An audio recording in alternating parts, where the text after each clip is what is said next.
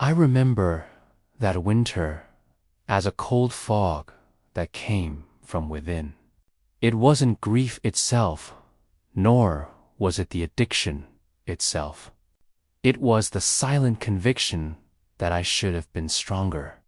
I was in the desert, yes, but the desert wasn't the place. The desert was the mask. I spent years wearing this mask of strength, convinced that salvation would come through my effort, through my discipline. When everything collapsed, the marriage, the career, the health, I did what our culture teaches us to do. I gritted my teeth and tried to control the chaos. I used pride as armor and self-sufficiency as my god. I was the guardian of a castle that was already in ruins. But my ego would not allow me to kneel and look at the rubble. This is the most devastating lie that modern life tells us, that we are atomic, separate individuals capable of building our own wall against pain. It is the idea that success or healing is merely a matter of more control. But the more I tried to control the addiction, the more it consumed me. The more I tried to be the unshakable pillar in my grief, the more the pillar cracked and trembled. I became a slave to my own image of strength. The fear, which I tried to suffocate with work and the incessant search for human solutions, only grew in the dark. The fear that if I yielded, if I allowed myself to be vulnerable, I would be completely destroyed. The desert became the labyrinth of self-sufficiency, and the way out was not forward, nor to the sides. The way out was on the ground. I was not fighting the world. I was fighting the one thing that could save me. If what you have heard so far has already made you thoughtful, stay with me to reflect on this and subscribe to the channel before you forget and miss the next voyages. The ethnobotanist Terence McKenna called this mental prison the Dominator Culture. He said that our civilization, ever since we left what he called the archaic revival, an era of mutuality and respect for nature, is based on the paradigm of control. Control of nature, control of the other, and, inevitably, control of our own emotion, our fear, and even our desire. It is an architecture built upon fear. The Dominator Ego is the architect. I started to see this manifested in my life. My addiction was not just a chemical weakness. It was a tool I used to dominate anxiety. My self-sufficiency in grief was not a virtue. It was an arrogant refusal to allow the fragility of my heart to lead me to a deeper truth. I couldn't admit I didn't have the answers, because in the Dominator culture, not having the answers means you are a failure. The ego is fascinating in its ability to construct parallel realities. My parallel reality was that of a strong man, even while standing on the edge of the abyss. It was that of a man who could check off a recovery list, even while drowning in guilt. What I did not understand is that true strength was not in upholding the mask. True strength would be the courage to break it. Remember that phrase from McKenna, which always deeply touched me. Nature loves courage. I wondered, what kind of courage is this?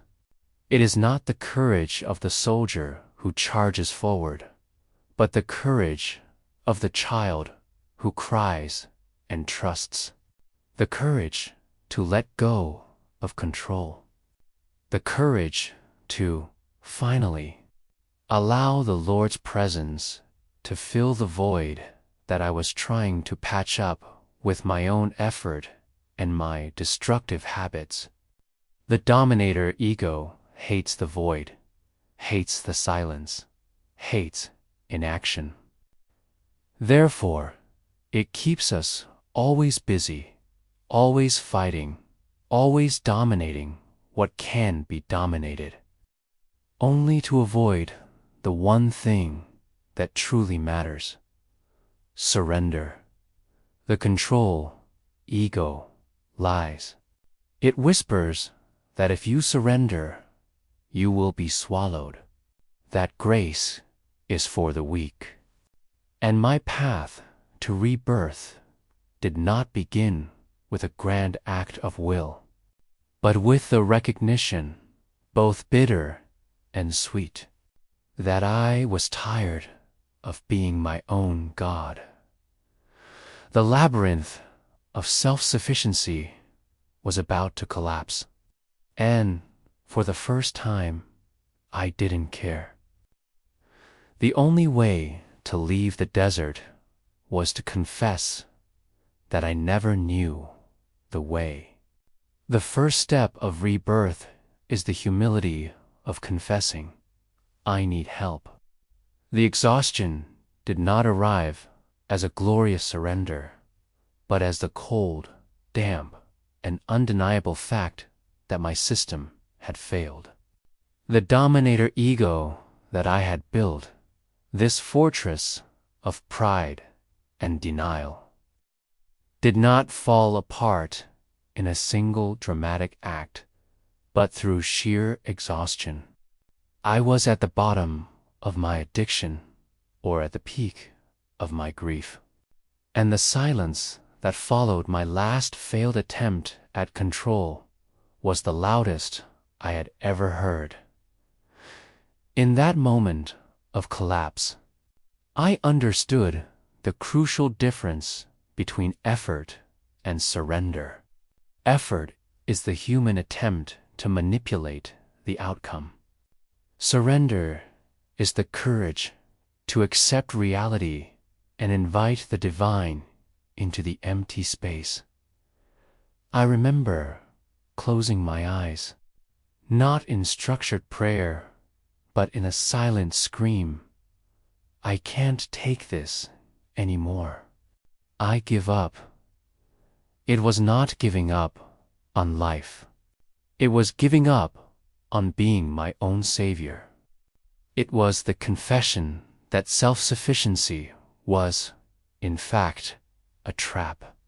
And it was in that hole where the light of my own strength went out, that the subtle glow of the Lord's presence could, for the first time, manifest itself. McKenna spoke of the great tragedy of our civilization, that we try to map the mystery with science and technology, when we should be surrendering to the unknown, to the shamanic, to what he called novelty. For me, in that desert, novelty was not a theory about time. It was divine grace. Grace was the element that my Dominator Ego could never calculate or control. It was the undeserved gift that required only one thing: my vulnerability. Rebirth is not a single event, but a series of permissions we grant ourselves. I granted the first permission, the permission to be weak. And, paradoxically, it was in the weakness that I felt a strength that was not mine. The process of surrender is painful because it requires you to dismantle the structures that the world taught you to love. It is the moment when you must tear down the strongman's mask and accept that you are, indeed, an incomplete and dependent being. And the beauty of the calling is that it doesn't come when you are ready or strong. It comes when you are broken. In that silence, the narrator's voice, previously melancholic, became the voice of a mentor. He didn't speak in sermons, but in whispers.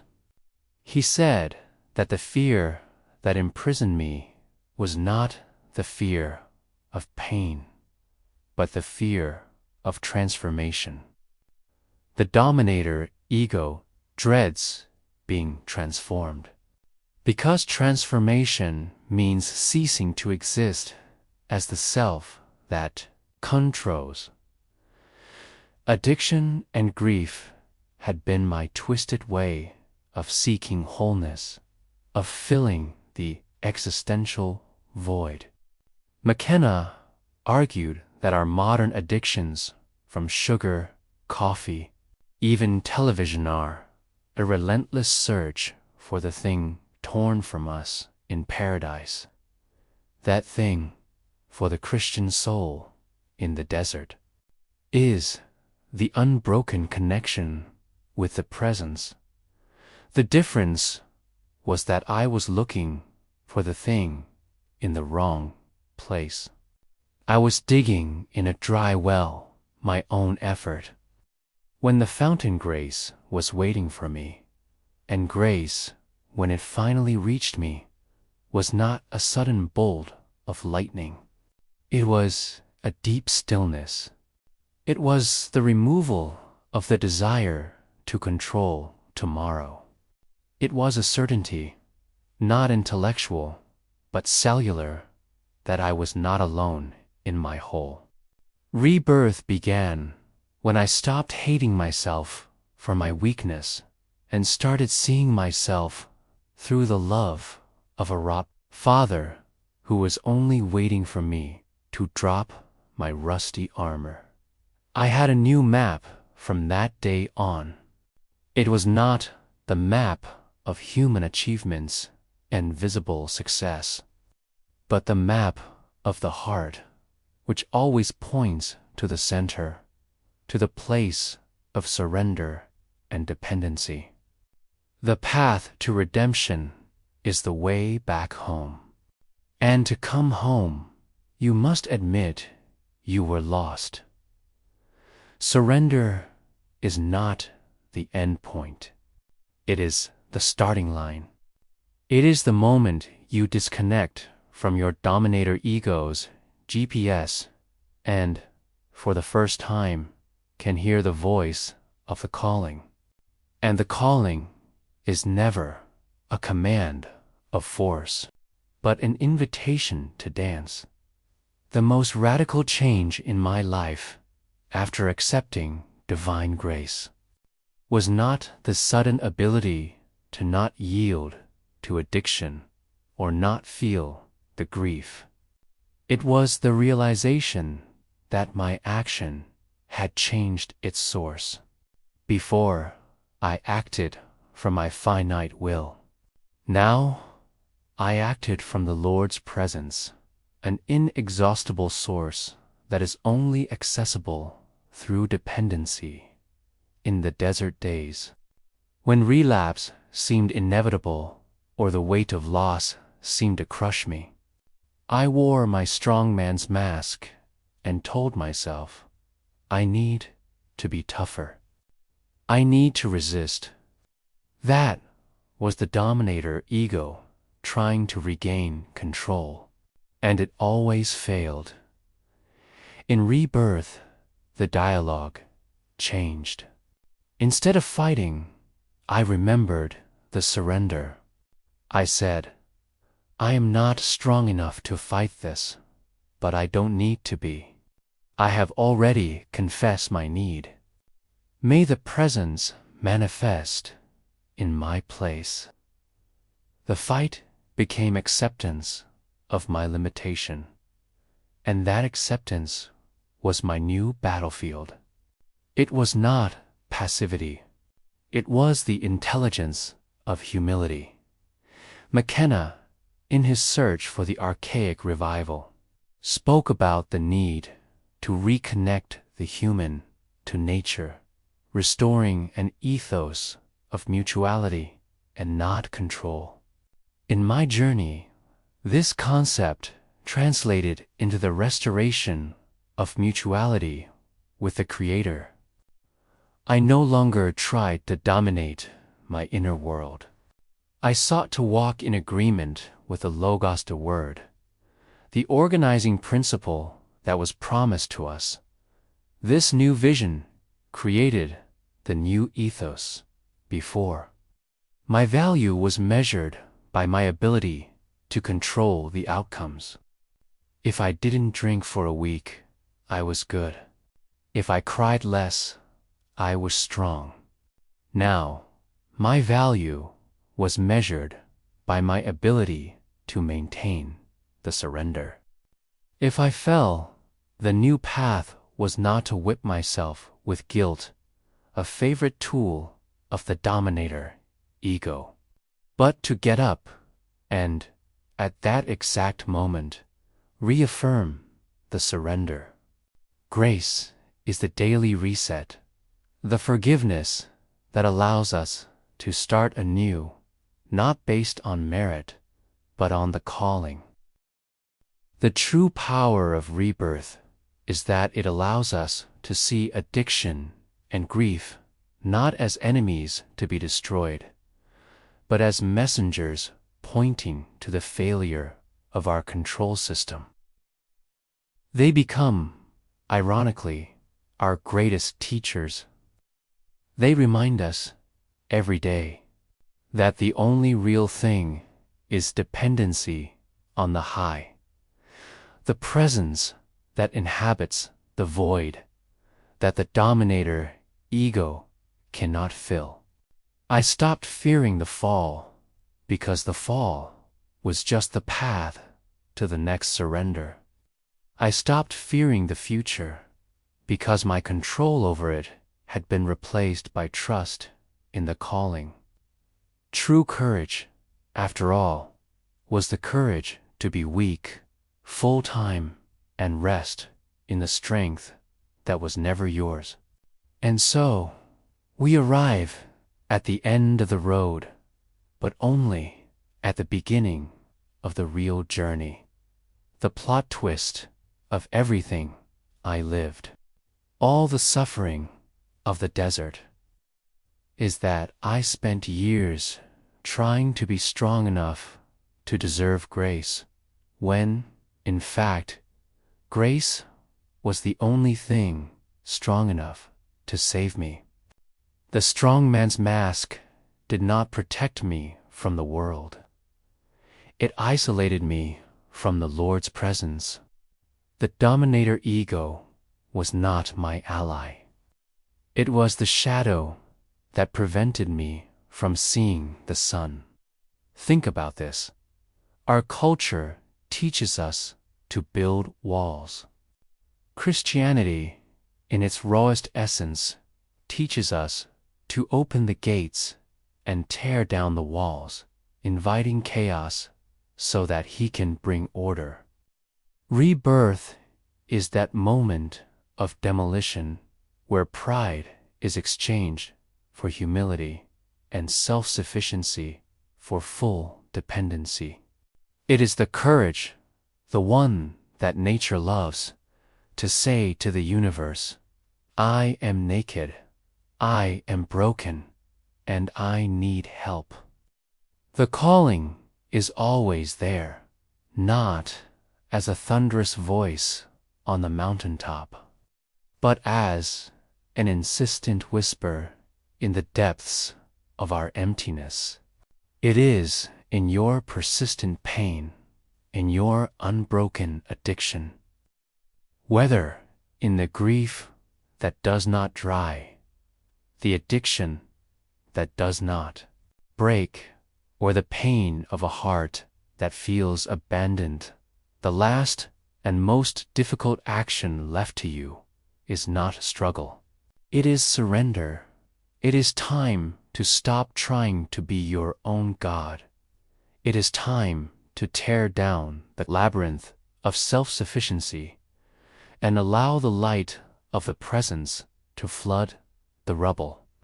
I ask you, with the open heart of one who has been there, what is your dominator ego still forbidding you to let go of?